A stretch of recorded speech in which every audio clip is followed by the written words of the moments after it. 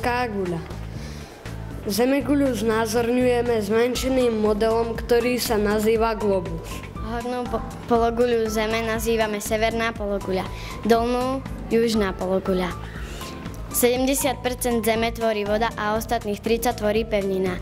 Na Zemi sú tiež zásoby vody a kyslíka, ktoré sú pre život nevyhnutné. Vyrobili sme si plagát so zemeguľou a ešte k tomu malý globus. Prezentáciu, ktorá má obrázky o Zemi. Tak nám bude porozprávať, tam klikni presne.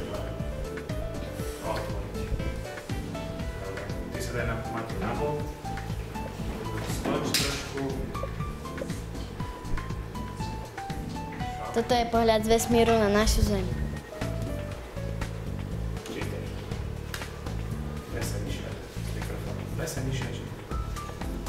Ak by sme sa mohli pozerať na Zem cez vesmírny priestor, vyzerala by ako modro-biela guľôčka.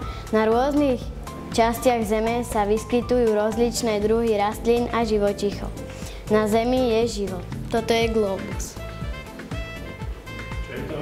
Toto je globus. Ďakujeme za pozornosť. Vyrobil Matej Kuráň, Žaneta Janotíková, Anna Mária Jagelková a Pavol Bzurek. Zatlieskame.